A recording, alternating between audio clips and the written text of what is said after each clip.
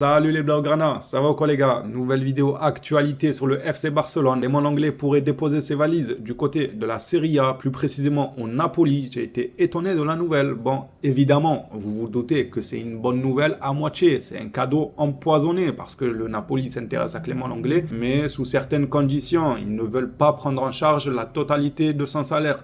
Évidemment, c'était trop beau pour être vrai qu'un club s'intéresse à Clément Lenglet. Durant cette vidéo actualité, on parlera aussi de la déclaration de Lamine Yamal sur ce fameux numéro 10 que le Barça pourrait lui proposer. Bref, je ne vais pas non plus étaler toute l'actualité dans l'intro de la vidéo. Je vous laisse lâcher le petit like pour soutenir la chaîne, le petit abonnement et déguster la vidéo actualité. Parlons du dossier Clément Lenglet. Sport nous rapporte que Naples s'intéresse à Lenglet à la demande de Kanté. C'est une super bonne nouvelle, mais le club italien ne prendra pas en charge tout son salaire et Barcelone est prêt à en assumer une partie. Le Barça veut inclure une option d'achat obligatoire pour l'été prochain. Alors, si on arrive à prendre en charge une partie du salaire, mais que en contrepartie, on glisse dans le contrat une clause d'achat obligatoire pour la saison prochaine, je trouve que le Barça s'en sortirait bien. Peut-être qu'il y en a qui vont me dire oui, mais non, mais on va pas le vendre à 15 millions, 20 millions, on va pas en tirer quelques millions et tout. Je sais pas à combien va être cette fameuse clause d'achat déjà de 1. De 2, on n'a plus le choix avec ce joueur. Ça fait trop de saisons qu'il est au club, trop de saisons qu'il pompe les caisses du club à ne pas jouer ou quand il joue, il a été catastrophique à être en prêt chaque saison dans un autre club. Au bout d'un moment, il faut que ça se termine, que ce soit avec de la casse ou d'une bonne manière. On souhaiterait tous que ce soit d'une bonne manière, qu'il ait une offre de 20-25 millions, histoire de nous mettre un petit peu bien. Mais si ça se fait avec de la casse et qu'on est plus perdant que gagnant dans l'histoire, tant pis, on perd, mais à l'avenir, on gagnera. On gagnera le fait de s'être débarrassé d'un gros salaire, d'un joueur qui, au fil du temps, est devenu une plaie pour le club. Et au bout d'un moment, cette plaie-là, il faut qu'elle guérisse une bonne fois pour toutes et non pas tout le temps mettre des petits pansements. Ah, il part en prêt. Ouais, mais la saison prochaine, il revient. Ah, il part en prêt. Ouais, mais la saison prochaine, il revient. On va pas s'amuser à changer de pansement chaque année. Au bout d'un moment, il faut arracher le pansement une bonne fois pour toutes et refaire un vrai bandage pour bien soigner la blessure, cette plaie-là que Clément Lenglet est devenu envers le club. Il faut soigner ça une bonne fois pour toutes. Et puisqu'une bonne nouvelle ne vient jamais toute seule, Mundo Deportivo nous rapporte que Sergio Roberto suppose déjà qu'il quittera le FC Barcelone. Je sais qu'il y en a énormément, vous allez vous réjouir de cette information-là. C'est l'heure de la fête, j'ai envie de dire, pour beaucoup de Blaugrana. Sur le dossier de Nico Williams et Luis Diaz, pas grand-chose de nouveau. FF Polo nous rapporte que Luis Diaz plaît beaucoup à Deco, on le savait déjà, mais il reste un joueur cher et Rafinha doit partir pour le signer. Si Rafinha ne part pas, Nico pourrait être l'option car le joueur est jeune et moins coûteux que le Colombien. Franchement, moi j'aimerais bien voir Nico Williams venir avec Rafinha qui reste. Je trouve ça plus intéressant. Je sais pas vous, si vous préférez vendre Rafinha pour une certaine somme pour ensuite réinvestir cette somme dans Luis Diaz et ensuite il vient. Bon, c'est un excellent joueur, j'en doute pas, il n'y a aucun souci avec ça. Mais on a la possibilité de garder et Rafinha qui commence un peu à sortir la tête de l'eau, on va dire, et qui reste mine de rien jeune. Il a quel âge? 26, 27 ans aussi, Rafinha. Il n'est pas non plus périmé, il n'est pas cramé. Donc on peut lui rajouter une saison pour ensuite le vendre pour 60-70 millions la saison prochaine. C'est très franchement faisable s'il venait à faire une saison monstrueuse. Ça, c'est de 1. Tu garderais un joueur qui commence, on va dire, à s'acclimater au club, à avoir quelques repères au Barça, et tu rajouterais à ça un jeune de 21 ans super talentueux qui s'entend déjà très très bien avec Lamine Yamal sur et en dehors du terrain, qui est Nico Williams. On a là le choix d'avoir deux joueurs, Rafinha qui est déjà au club et Nico Williams. Moi, pour l'avenir, je préfère ça que on ne prend pas Nico Williams, on vend Rafinha et on prend Luis Diaz. Ce n'est que mon avis, évidemment, que j'attends le vôtre dans les commentaires. De votre côté, vous préférez quoi les Blaugrana? Est-ce que vous préférez vendre Rafinha et ramener Luis Diaz ou bien garder Rafinha et ramener par-dessus ça Nico Williams qui a un prix plus avantageux? Passons maintenant à la déclaration de Lamine Yamal qui a parlé du fameux numéro 10. Le numéro 10 est actuellement celui d'Ansu Fati, mais s'il n'était pas dans l'équipe et qu'on me le proposait, bien sûr que je l'accepterais. C'est un rêve pour moi.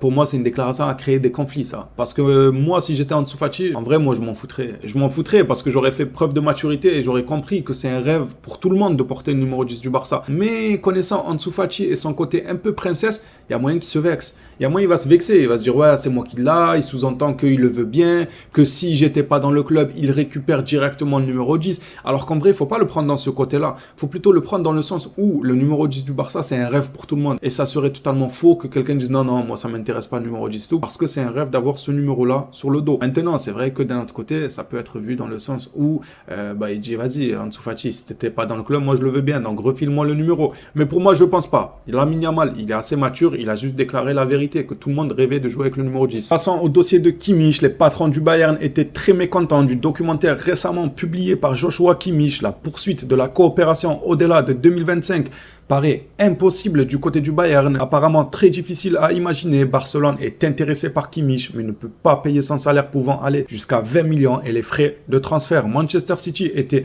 intéressé l'été dernier par le joueur. Kimmich attend toujours une offre, sinon il aimerait rester à Munich jusqu'à la fin de son contrat. C'est vrai que si son salaire il avoisine les 20 millions et tout, plus un probable coût de transfert, et on le sait que le Bayern n'est pas du genre à brader ses joueurs, on l'a vu avec Lewandowski, il ne lui restait pas beaucoup d'années de contrat aussi du côté du Bayern, et c'est pas pour autant qu'on l'a eu pour 15 millions, on l'a eu pour une sacrée somme quand même pour l'âge qu'il a. Donc Kimmich, ça va être la même chose. Je pense que le Bayern va se montrer inflexible, ils vont dire nous on s'en fout que la saison prochaine il est libre, si vous le voulez plus tôt que prévu maintenant là, eh bien vous allez venir payer 40-50 millions, nous on en a que faire qu'il va être libre. Si vous voulez attendre qu'il soit libre, eh bien attendez qu'il soit libre. Je vois vraiment la mentalité allemande comme ça m'étonnerait pas que le Bayern va dire ce genre de choses là. Donc si ils disent ce genre de choses-là, attendez qu'il soit libre si vous ne voulez pas payer, je pense que le club ne prendra pas le risque de payer 50 millions, plus un salaire qui monterait à une vingtaine de millions. C'est vrai que ça serait encore plus un gouffre pour le club. Et évidemment, vu la situation du club, il serait plus intelligent d'attendre une saison pour récupérer le joueur gratuitement. Et puisque nous parlons de milieu de terrain, la piste Onana refait surface. FF Polo nous rapporte que le milieu de terrain qu'aime le plus le Barça pour donner du muscle à son milieu de terrain est Amadou Onana, joueur d'Everton, je le rappelle. Mais malheureusement, il n'y a pas que le Barça qui l'aime. Par exemple, Manchester United et le Bayern Munich, encore une fois, suivent tous deux ses traces. C'est pour cette raison que le club suit aussi Mikel Merino. Bien qu'il ne s'agisse pas d'un pur 6, le fait qu'Hansi Flick joue avec deux milieux de terrain devant la défense lui donne des options dans ce système. S'il y avait beaucoup de fair play pour différentes opérations, le Barça pourrait essayer l'opération Onana. Concernant le dossier des deux Joao, toujours avec FF Polo, le Barça aimerait continuer à compter à la fois sur Joao Félix et Joao Cancelo, mais le club ne veut pas payer un transfert pour les deux, et encore moins si c'est avec des montants élevés. Dans les deux cas, le club joue avec un double avantage. Les joueurs veulent rester et ne veulent en aucun cas retourner dans leur club qui possède leurs droits. C'est vrai qu'on est très avantagé dans ce dossier-là. À partir du moment qu'on a l'approbation des joueurs, leur feu vert, leurs envies, tout ce que vous voulez, qui indique qu'ils veulent rester au club, c'est vrai qu'on est en position de force pour négocier. J'espère grandement les voir dans notre collectif pour cette saison à venir. Pour terminer cette fameuse vidéo actualité, on va terminer sur la fameuse règle du 65-65. Le Barça et la Liga expliquent tous deux qu'il y a de l'optimisme pour le 1-1 normalement vers la deuxième semaine de juillet. On va attendre ça de pied ferme. Ça devait être fin juin. Au final, on nous l'a fait à l'envers, comme ça, droit dans les yeux. Ça fait une réunion, je sais pas quoi. Au final, ils sortent de la réunion. Mais qu'est-ce qu'ils ont fait pendant la réunion? Ils n'ont pas discuté. Une réunion, c'est pour parler, c'est pour échanger, c'est pour trouver une solution, pour annoncer des nouvelles, bonnes ou mauvaises. Ça, on ne peut pas le savoir. Mais à l'issue de la réunion, il doit y avoir quelque chose. Au final, il n'y a rien eu. À l'issue de la réunion, on nous a dit, ouais, on verra en juillet, les gars. Deuxième semaine de juillet, maintenant qu'on nous dit. Espérons que cette fois-ci, c'est vraiment vrai et qu'on aura la réelle réponse en deuxième semaine de juillet, le réel feu vert pour cette fameuse règle du 1-1, comme si c'était un truc de malade mental. Maintenant, on en arrive à un point d'espérer le 1-1, tellement on est passé par un gouffre. Dieu merci qu'on commence à s'en sortir petit à petit. Les phénomènes, ça sera tout pour cette vidéo actualité. N'hésitez pas à réagir dans l'espace commentaire, c'est fait pour ça, pour que vous puissiez vous aussi donner votre avis sur l'actualité, dire ce que vous en pensez. C'est avec plaisir que je lirai ça et que j'essaierai de répondre à un maximum de personnes. Les Blaugrana, on s'attrape à la prochaine vidéo sur le FC Barcelone. D'ici là, prenez soin de vous.